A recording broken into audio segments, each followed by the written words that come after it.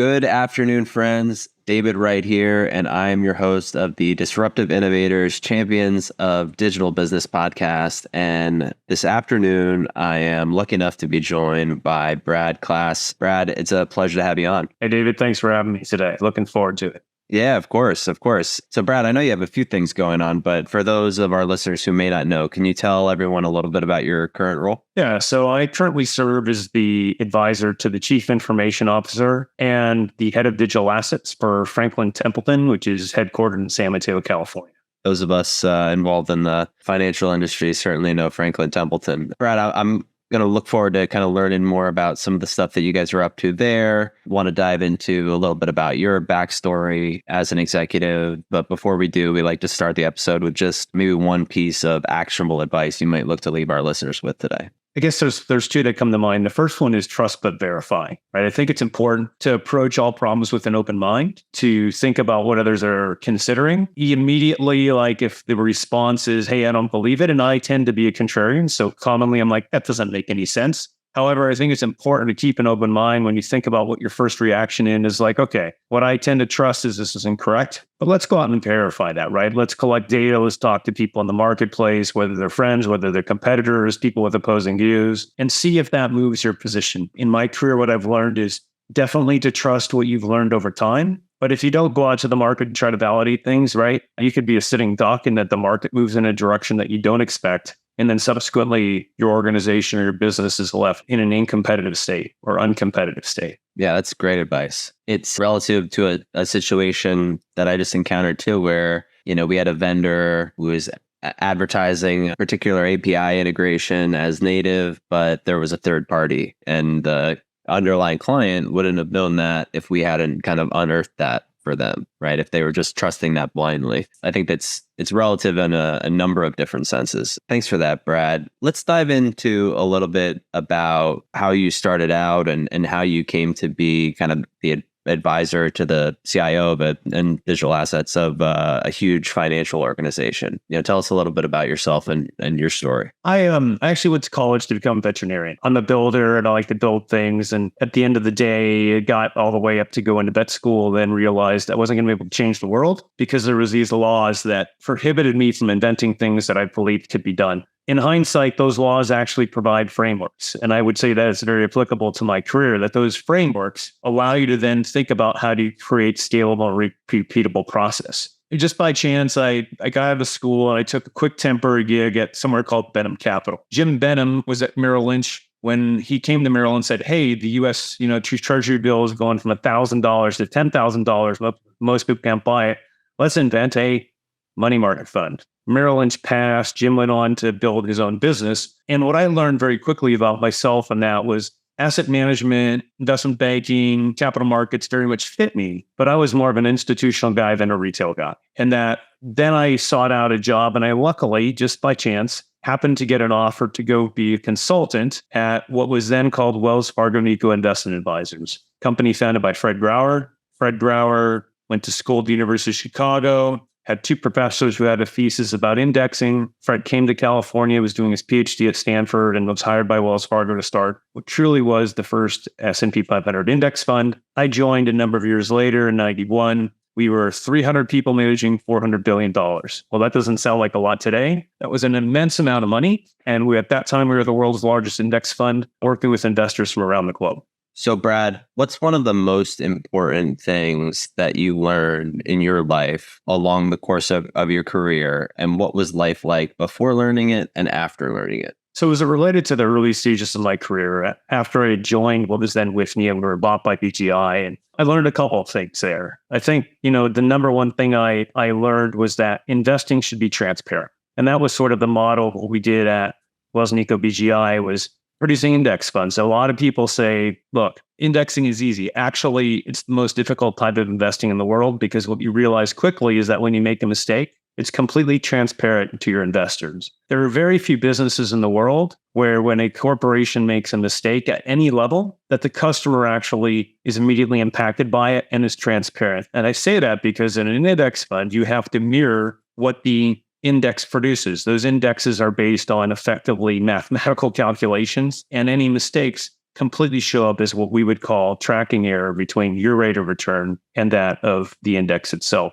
So what I came away from that with was, hey, look, and I'm a person who likes to live up to my word, but you need the data and the analytics to show to clients that you are delivering the services that they expect and that the outcomes they expect can be achieved. And that's a very difficult thing to do in any business. When your feet to the fire, like in the index business, it's easily proven. But how do you go forward and build businesses where people believe that you're going to do what you say you do, right? That you're building trust with relationships. And these are things that at the end of the day reflect on your own personal belief system, as well as reflect on the services that you provide. And in my own experiences, if you do what you say you're going to do, you don't overpromise, but you deliver and achieve expectations, you win the trust and souls of your customers. And then those customers will grow with you over time. They'll stick with you through difficult times. And most importantly, they'll serve as the referrals that you need to scale your business and attract the other types of clients that you're trying to bring into your organization. And I think taking it a step further, even when we have, in my experience, when bad things happen, either for my organization, our clients, or, for a vendor that I'm, soliciting services from, for example, Delta, right? If a flight's delayed, if something happens, the more that my expectations are managed, the less of an impact it has on my ability to handle the situation, but also my view of them as my vendor, right? Because things happen and it's understandable, but the more that I can manage expectations, the more I can keep my clients happy and that sort of thing. So it just makes a lot of sense. Yeah, I'll just share a story about that. So when I left BGI, we went to Montgomery Securities, or a group of us did, to launch what was called the prime brokerage business, little known in those days. So we were servicing hedge funds. We bought a little URL called primebroker.com for $9.99 in 1998. And our competitors, who were the Morgan Stanleys of the world, the Goldman Sachs, and the others who were extremely well capitalized, sort of laughed at us and said,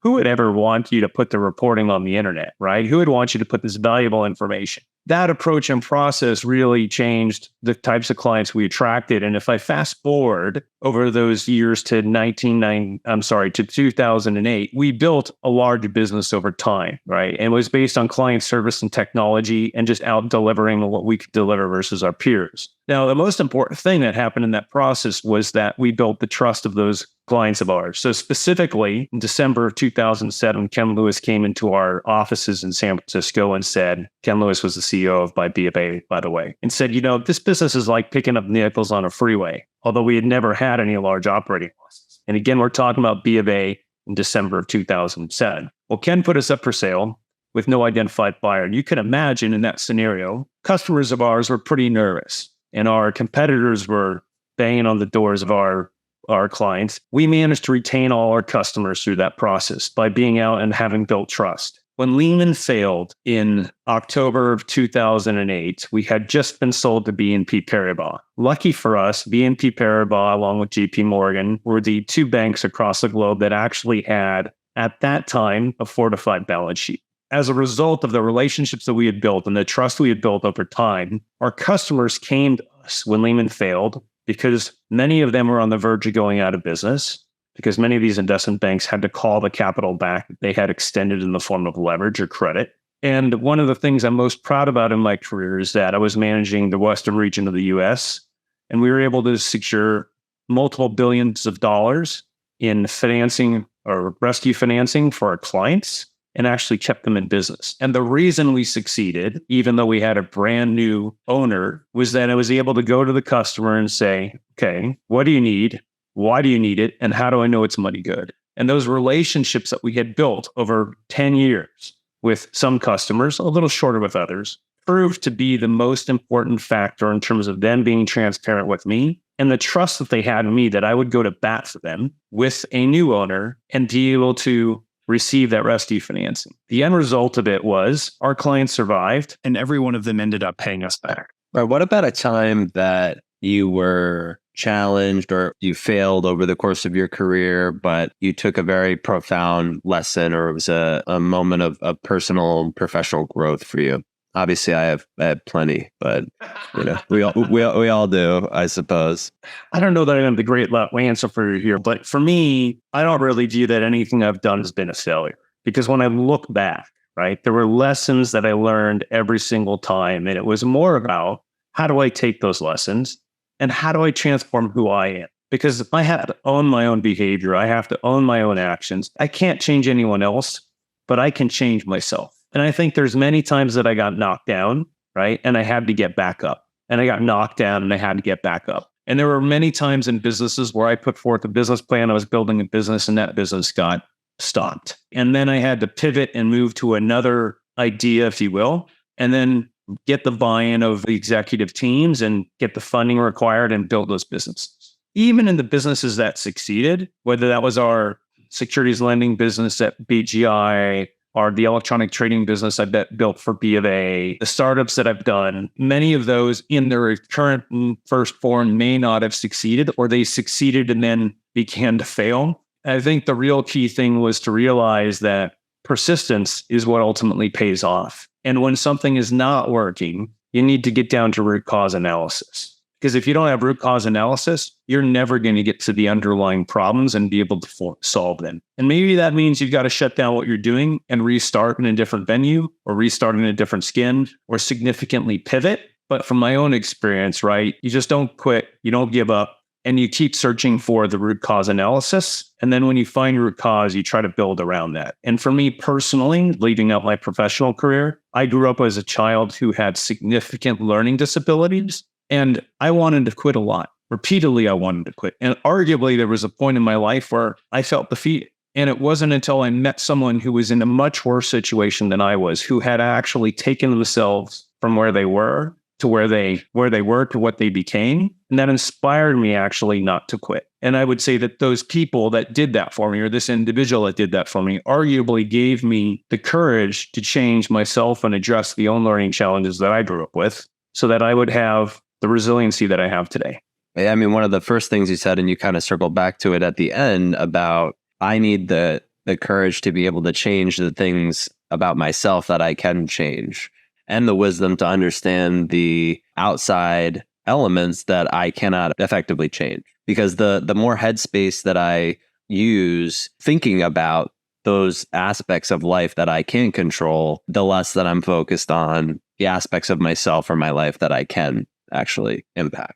Yeah, I think I said it, be the change you want to see in the world, right? And that goes well beyond work. I mean, what I've learned in a difficult way is that the person that I show up as every day at my house is probably the person that I'm really getting, and with my family is probably the person that I'm going to be when I go to work. Like, we can try to wear a different mask when we're at work, right? And some people have said we all wear different masks and to different people. Those masks are different based on our relationships. But I wouldn't be afraid to develop who you are as an individual, right? If that means that I've done plenty of counseling in my life from things that happened to me as a kid, coaching and ongoing development of those things, because we all suffer from these things, professionally or personally, we've all had trauma, I think, in our career and in our personal life. And our ability to own those things and accept those things that actually, they didn't just fall on you, it's how you respond to them that created that damage, and now you're accountable for fixing it.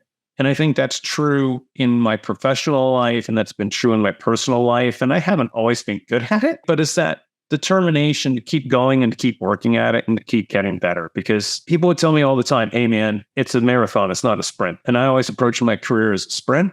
The reality was, when I took the time to be thoughtful about what I was doing, even if I was pivoting during the course of my work, that proved to be more successful than just trying to, if you will, run an idea right down through the defensive line, regardless of how many people were going to try to tackle you. And I would say that those moments when I actually took a step back and reflected on that, or was able to leverage resources like my business coach, my therapist that I still use today, to grow from either business events, traumas of the past, have led to the most significant joys in my life, or the most significant moments of fulfillment after having come out on the other side. So just great stuff. So I want to get into a little bit more about your current role. Before I do, I just always like to ask, favorite book or literary piece, either that you're reading currently or all time, your choice. Well, let's talk about all time. So my favorite piece, I was at school at UC Davis when I was working through my undergraduate program, and I got to do a course actually that was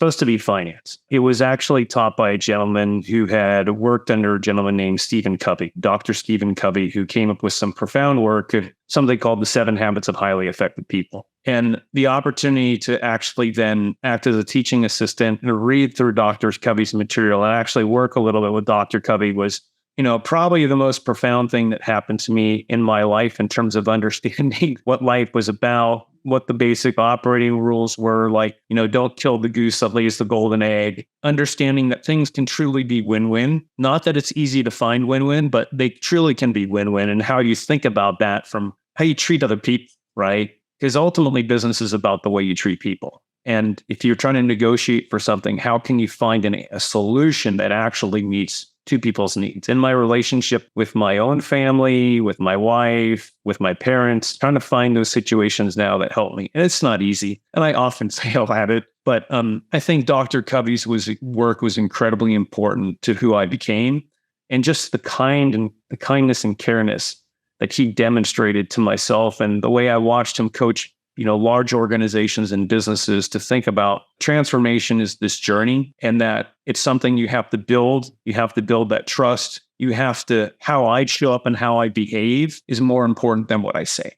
So for me, the most important thing that I read probably growing up was Dr. Covey's work around 7 Habits of Highly Effective People. The second most important thing, actually, I'm reading right now, which I really enjoy, and it's a pretty groundbreaking book titled The Body Keeps the Score. And really, this work by Bessel van der Kolk, if I'm pronouncing his name correctly, talks about the experiences that we have in life. And that it's just not stored in the brain, right? It's stored in the subconscious mind. And in my case, it's actually stored in the body. So let's say you show up to a job interview and you got butterflies in your stomach, so to speak. Well, your body's keeping the score about what you're experiencing actually inside your body. And the importance of understanding, how does that affect how you show up, right? How do you respond to those things when you feel nervous in a meeting? Or you didn't do your best and your boss is going to call you on it. Or you're going home to see your family and, there's something that's going to be uncomfortable to talk about, but you feel it in your body. And I think it's really important, what I've learned in my own life, my own personal development, is not to ignore that stuff. And when I go through, I should say I've learned that now only later in life.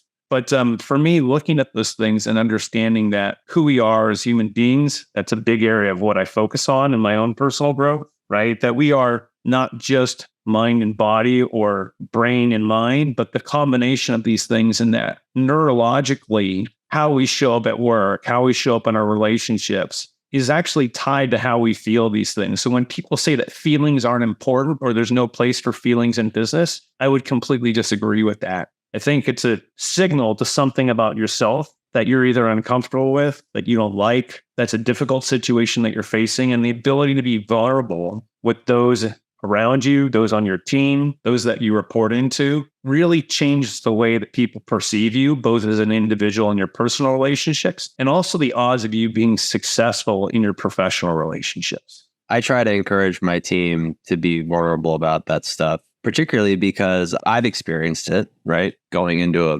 boardroom full of people that I have to present to, or walking into a difficult conversation, whatever it might be. And I've also learned strategies, like I'm a huge proponent of meditation, self-talk, like all these different, just even if it's not meditation, just certain breathing exercises, like certain practical things. And then also certain things that just I, learned over time to hopefully, or in a lot of instances, counteract. Now, some of that was kind of rewiring, and it took longer than just, an exercise in the moment. But it all started with being vulnerable with people that had gone before me, to your point before, someone who had walked through that already and could share their experience of how they did it. Yeah, I think that's really well said. I'm going to put in the shameless plug here for someone who helped me significantly. His name is John Bruna, Bruna, and believe his website is meaningfullife.us. John's a really interesting guy, and I've been fortunate enough to get to know him here where I live now. And he actually grew up an alcoholic, a drug addict. He had a child. He lost his child to his wife. He was living on the streets of LA. And eventually he found his way, and he spent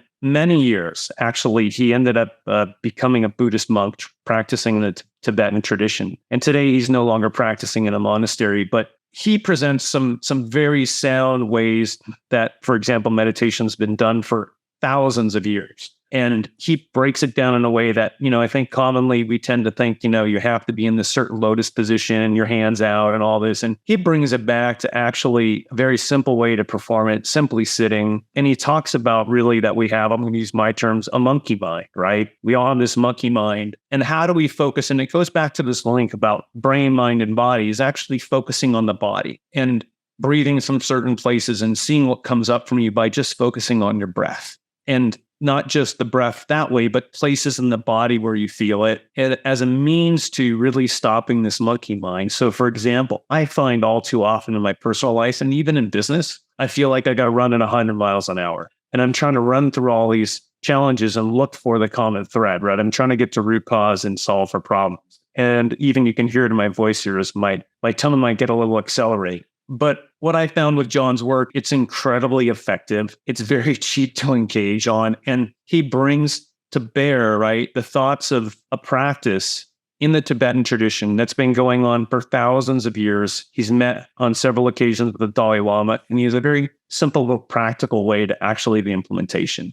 It's not a self-serving plug, but for those that are looking for something like this, John Bruna's work, you can look him up. Bruna. He's based in Carbondale, Colorado. He has these online sessions every day. He calls it, every day called Mindfulness and Recovery. He's just got a very nice approach. And I've worked with a lot of people, and I've just found like John makes it so easy and so simple to make it actionable. I'm definitely going to check it out. So Brad, you're getting into a little bit more about your current role. So you're an advisor at Franklin Templeton. What does your day-to-day look like, and what is your vision for the organization as it's derived from kind of the overall mission of Franklin and Templeton? Yeah, so my day-to-day role, let's just break it into two pieces. The primary mission of the organization now is really reinventing what an asset management platform looks like. Franklin's $1.6 trillion today. They just acquired Putnam. They've made a whole bunch of acquisitions in the past, moving them from, we'll call it a traditional mutual fund manager into the institutional space, moving out of the traditional financial markets into, we'll call alternatives, private equity, private credit, private middle market lending,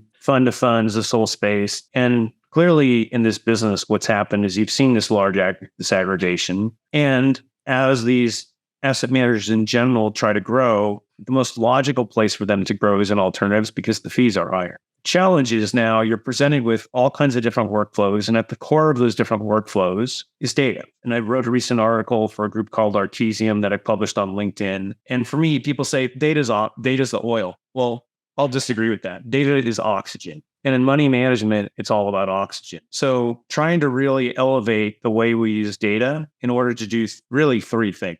The first is how does it help us raise money by providing better information to our clients? It also then helps us retain assets and our customers. And then how does it drive what I'll call is, return or alpha? How do we differentiate what we do? How do we tell better stories to our clients?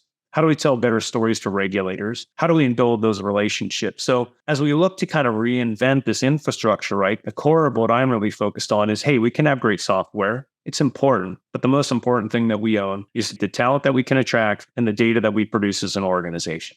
What about some of the biggest challenges that are facing you specifically in doing all of that? So I think like any organization, it's the legacy infrastructure that we have. This is not like saying, okay, sounds great, but how do we get to implementation, right? And so it's about pulling apart the different layers of what that means, the different streams of data, the different ways that in our particular case that it's fragmented because we've allowed these businesses to operate somewhat autonomously, right? That was part of the pitch in acquiring them. So really it's about kind of rethinking that model. And I would say, as I rethink that model, not only is the model, I have to dive down to root cause and then start to draw, if you will, Venn diagram, some sort of workflow that sort of explains, like from this root cause, how does this proliferate through everything we do as an organization? And then come back to the point of, okay, here's the root cause. What is an actionable roadmap? And we start with sort of the root cause, the most fundamental set of data, which sounds really boring in investment management, but it's really mastering the underlying instrument information. Who issues it? What are the instruments they've issued? What are the attributes of those instruments? Really boring stuff.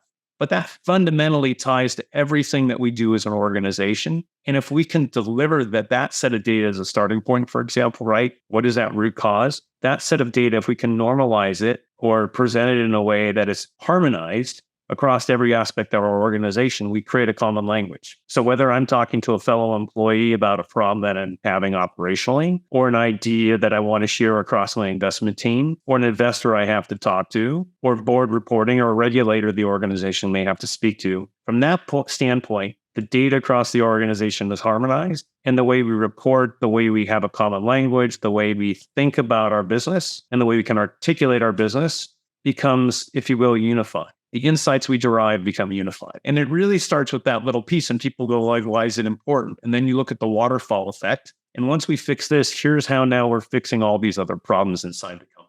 And here's what we can understand once the data is unified. I think also what I've seen is a lot of different business units or specialties across an organization or whatever, or in the instance where you're merging multiple organizations, people are afraid that they'll lose their unique aspects to what they do or what have you. And when we walk down the path of whether it's data or CX or whatever, when we're creating a unified solution, it's always, yes, it's unified, but there will still be specialization. You'll still have your lane, your carve out. It'll just be, what are those initial layers, kind of like you're saying, that we can draw comparisons across the organization. And then if there's, your stream of unique data, so be it. That it only makes sense, right? So that's spot on. I mean, and just, I don't want to sound like I'm someone just pontificating, and I've been through over 50 mergers and acquisitions in my career, some that I've led, some that I just watched, and some that I was deeply involved with.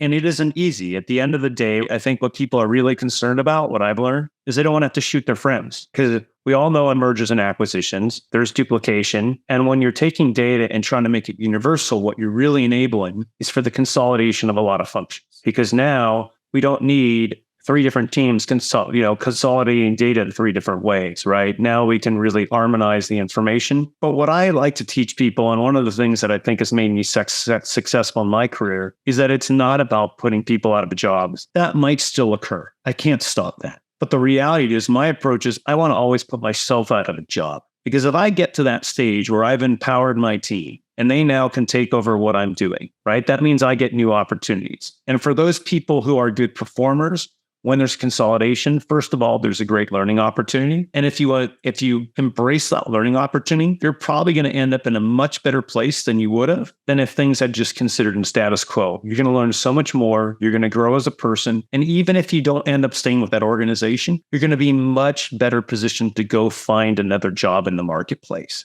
M&A for me is a massive opportunity to learn, and at an accelerated basis that you will never get and never be able to get in a status quo organization. And especially with workforce concerns being how they are, if you can be someone who embraces that and leans into it, I think that your job security is just that much more established, and or like you said, if you're that much more attractive to the next organization. For sure. And if you've gone through it and you realize like, oh my gosh, we're going to go through this, I don't know if I'm going to make it, and you get to the other side, your confidence level in who you are and what you're capable of enduring and learning at the same time, and be like, instead of hey, it's going to be really hard. Yeah, it's going to be hard. But most importantly, I grew immensely as a person. My skill set is that much better, and I can breathe easier at night. I know now that I'm not probably going to be the first person put away, or if I am the person that goes, I have a lot more confidence in that it's going to work out. And I think that's really important in life. When I look at so many people today, including myself at moments in my career for sure, and younger people who I try to mentor, it's like, just have to trust the process. It's going to work out. It may not work out the way you expected it to, but it may work out actually in a way that's completely unexpected. So if you were to ask me, is there anything I'd change in my life? I tell you no. And the reason I tell you no is not because it worked out the way I planned it to, but because the person I became as a result of these unexpected things in my life have more formally changed who I am and made me a better friend, a better father, a better parent, a better child to my parents. So, you know what? I just embrace the journey. 100%. I mean, I couldn't have imagined what my life would look like today in a million years if you had asked me, when I was 15, even 20, 25, like things just evolved. And the more I learned to, embrace change and really appreciate what had led me to that point, be grateful for the experiences that good, bad, and ugly that led me to the point that I am at today, the more I can appreciate this present moment and the journey itself. And I'm hoping that I still have a lot left to go here. So yeah, and I just my background, David. Some people say, "Oh, yeah, that's easy to say." Well, what did you do? In 2012, I lost 4 very close friends of mine, and here I am thinking to myself, "What's the purpose of life if it's going to end this early?" And if you look at my CV, it'll talk about the things that I did during 12 and thereafter. But one of the things it doesn't read on there was that a lot of the work that I did for between 2012 and the beginning of 2016, I did remotely before remote work was in. But I just didn't do it remotely. I actually left my Wall Street career and went to British Columbia and lived in the town of Whistler. And I worked pretty much at night, and I skied and trained all day. And I wrote a book about that journey and just about how transformative that change was for me. And I can tell you that when I went there, I thought to myself, I left my career in Wall Street, and what's this going to mean? And I woke up repeatedly for the first number of months just with these horrific nightmares that I had ruined my career. I was going to end up hopeless and destitute. And the reality was that none of that happened. These startups that I went and worked with, some of them succeeded, some of them didn't, but I was still able to put food on the table. I was still able to put money in the bank. And I actually changed my whole lifestyle. Instead of being on trains, planes, and automobiles around the globe, I actually was living where I wanted to live. And I was living the dream of skiing 100 days during the winter. Sometimes it takes those events in your life that, make you say, hey, look, life is short. My point in sharing the story is if I could do it, you can do it. I suffered a lot of trauma I talked to you earlier about. I lost a lot of friends in my life, most who are very close to me, and I was like, okay, life hasn't worked out. I don't have any kids yet. This hasn't worked. These plans I had. But the reality was I just took a chance on myself. And if you don't take a chance on yourself, no one else will. Love that, Brad. So I have a couple final questions for you. One would be just to get back to the financial services for a minute. Where do you see the financial services industry going in the future, and or what do you think will be some of the biggest changes as time passes? Yeah, great question. Really great question. So this kind of brings me into the world of digital assets, which I think maybe a number of your viewers want to hear about. I was first introduced to Bitcoin pretty early on. I passed on it because I wasn't sure of the utility, although I saw it could be a store of value. And then when networks started to change, Ethereum kind of came to the market, and we moved from what's called proof of work, which was the Bitcoin approach, to proof of stake, which was really more of a distributed compute approach. It made a lot of sense to me. And when I look at the future of finance, I actually think that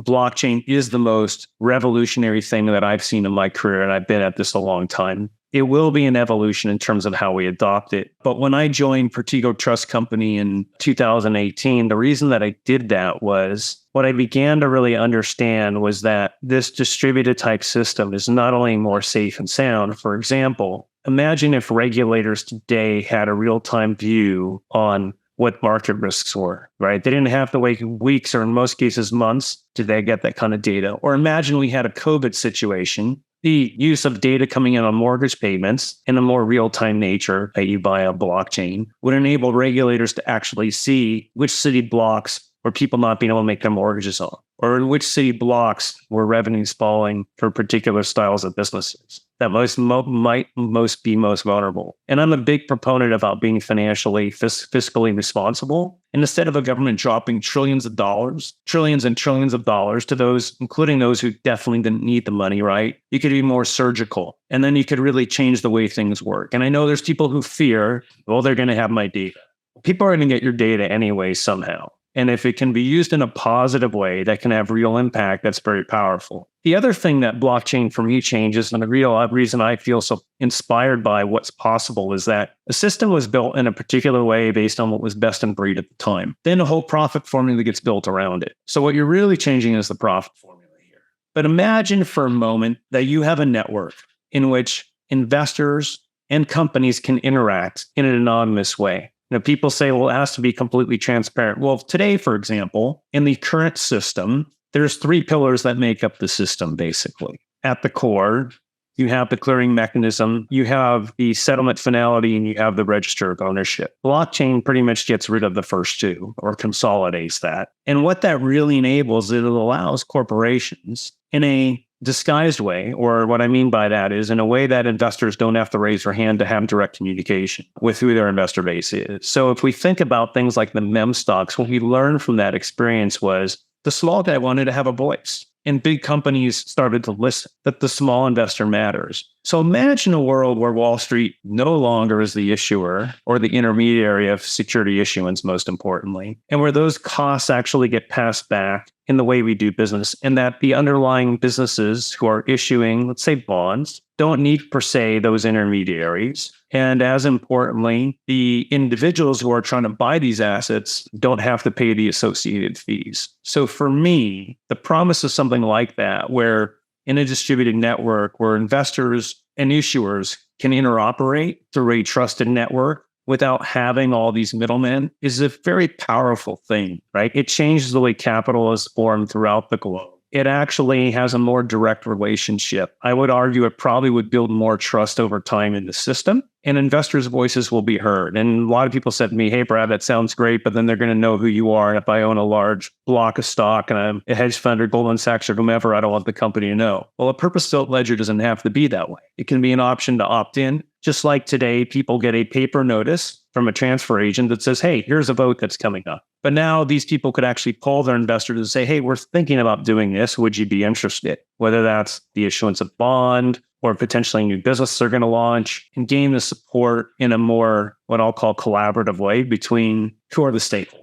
And I would say at Franklin, they were the first to issue a truly tokenized security. When I say truly tokenized, where the entire ledger system is not serving as a shadow books and records. There are many people that are doing this that are using the traditional means. Here, Franklin is trying to do something very different. And this is a journey. This isn't something that's going to come quickly, but the ability to change the underlying infrastructure isn't just like, oh, we're just changing settlement. No, you actually are going to change the way that capital is formed. And that's a very powerful thing. And at the end of the day, right, profit formula, those who are making the money today are concerned about that. And they should be, because if it was my business, I would be concerned. But the opportunity is to say, hey, how do I actually start being a leader in the space? And how do I do things that might really change what my business is? But in the long term, if it's going to happen anyway, shouldn't I be at the forefront of it than just being a follower and a fighter and hiring whoever I need to from a legislative standpoint, a lobbyist, if you will, to say why it's bad? Well, it's good they have you as an advisor.